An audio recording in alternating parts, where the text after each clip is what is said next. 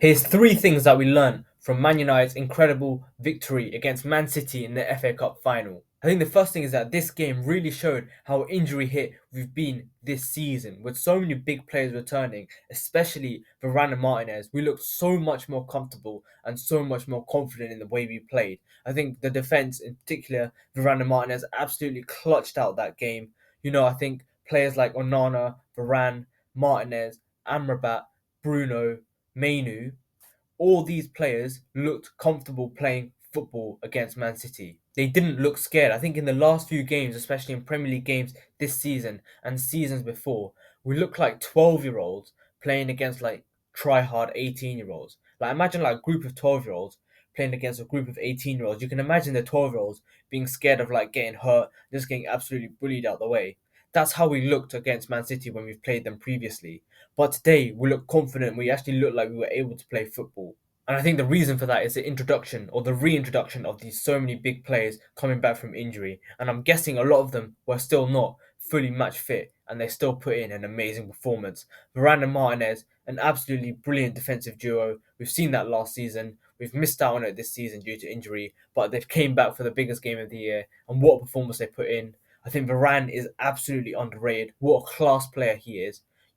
His positioning. I don't think he's valued enough. And people say he's been a flop transfer. I understand the injuries have been a big problem. But every time he stepped onto the pitch, he's been absolutely class. I don't think there's really been a game where we can say Varane had a really bad game or made a mistake or something like that. He's always been like a 6 out of 10, 7 out of 10, 8 out of 10 player whenever he stepped onto the pitch. Massively underrated player, not just at Man United, but in the history of football. I think he's up there with the likes of Thiago Silva and how underrated they are. I think it's going to be a massive miss for us without him next season. And I think we really need to sign someone big enough who can really, really step into his shoes. And I think that is going to be a very tough job to do. Everyone obviously knows how great Martinez is. I think Amrabat did well in pocketing Foden. I was a bit worried at the start because I thought Foden was supposed to be on the left wing and Wan-Bissaka was outside marking Guardiola. So I was a bit worried that Foden would be unmarked, but it was actually Amrabat marking him, and he did a good job on him. The two youngsters, Mainu and Garnacho, scoring the goals for us. I think both goals, the first goal was obviously lucky, but the second goal was absolutely class from everyone. Rashford, what a brilliant ball. Garnacho with a great timing, good run, and a good timing of the pass to Bruno.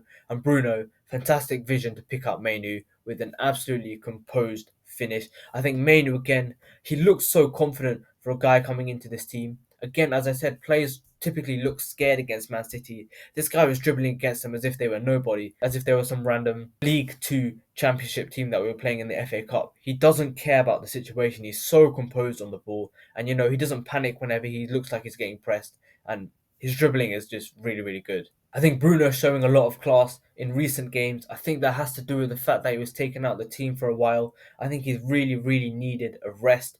I think people often see Bruno as a machine who can play every single game, but he is a human. I think it's very important that from now on we do rotate him because when he is fully fit, when he is looking fresh, he's absolutely unplayable. And again, showed his talent today. I think in the second half, maybe was trying a bit too many risky passes given that we were 2-0 up and we just needed to hold on to the win.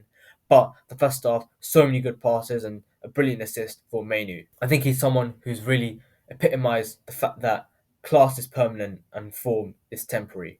I think the second thing that we have to credit is our defensive discipline in that game. We kind of set up with a 4-2-4, 4-4-2 sort of defensive structure with this very compact midfield four and obviously with the two centre backs in behind them. I think this really compact structure with all the wingers and the fullbacks tucked in narrow made it so difficult for Man City to break us down. And typically, they are a team who is very, very good at breaking down low blocks, but they weren't on their game today and weren't effectively using the ball to break us down. I think both fullbacks, Wan-Bissaka and Dalot, were very, very comfortable 1v1, and that's an amazing thing to say against a team like Man City. Wan-Bissaka did really well against Doku because, Doku has the ability to go down both ways, and Wan-Bissaka predicted him very well. Obviously, Doku scored that goal, but it wasn't Wan-Bissaka who was marking him at the time. It was Garnacho, and Onana definitely should have done better there.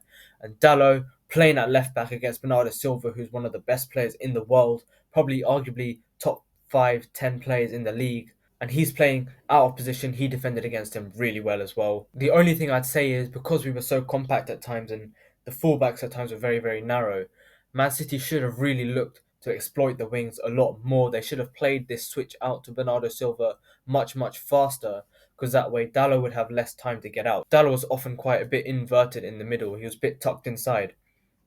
So if Man City were able to play that ball out to Bernardo Silva a lot faster, he would have been able to attack Dallo with a bit more pace. But what Man City kept on doing was just they passed it ambly from side to side. So when by the time that Bernardo Silva got the ball, Dallo was already on his way out to go and press him. And every time Bernardo Silva did get the ball, he was often quite slow and wasn't really putting too much pressure on Dallo in the 1v1 situation. I think that would have been City's best bet at having a go at us by getting the balls to the wingers a lot faster, because as I said, they were in so much space that if they were given the ball quickly and that these wingers just ran at our fullbacks, they may have had a chance of getting into our box. But what ended up happening is this basically the centre backs just kept passing it between themselves.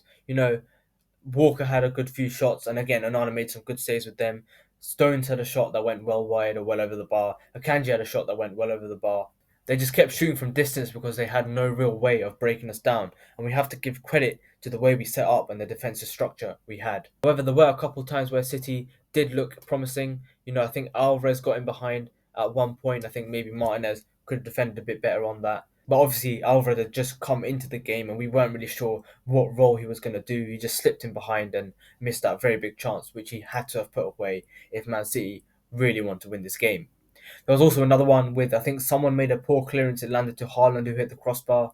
Again, that was a little mistake. And if we lost that game, we probably would have been talking about those a bit more. But because they were missed, we've won the final, so who cares about them anyways? I think overall City were off it. They weren't really able to get Foden on the ball. De Bruyne lacked his usual quality. They weren't clinical in moments, with Alvarez and Haaland missing two very big opportunities. And also they weren't wise enough in understanding how to exploit us and break us down. City are usually the team who, when they face a low block, you are most confident that they will still somehow find a way to score. And again, they did score against us today, but clearly and obviously not enough, and they didn't create anywhere near as enough chances as they should have. Now, the third and final thing that we need to talk about is our future in the transfer market and for next season. I think it's important that we can keep Casemiro and Amrabat maybe, because we need a solid defensive midfielder to play next to Mainu. We should either be keeping Casemiro and Amrabat because we need that experience and that sort of bullish mentality as a CDM, or buying a CDM of that sort of profile. I know we've been looking at Frankie de Jong, but I think he's the wrong kind of midfielder we're looking for. I think if we want to rotate Manu, which we should be looking to do, we should be looking for someone who's number one, maybe a bit more experienced, and maybe not as high profile as Frankie de Jong, as I think Manu should still be our starting midfielder for next year, and we should be looking for someone who's happy to play as a backup. I think next year we need Mount fit. I think he needs to be rotating with Bruno, because Bruno looks so much better when he's fresh.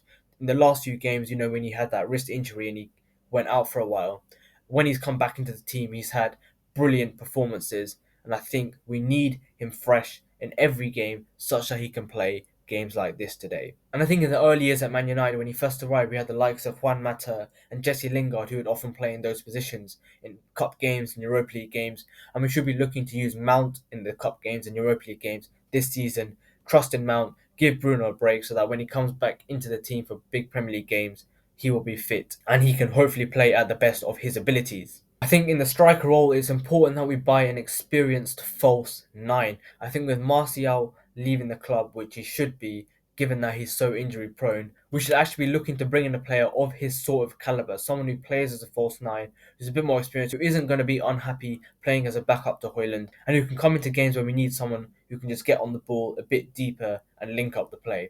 I think someone who would be quite good for this is Memphis Depay. He's at Atletico Madrid right now.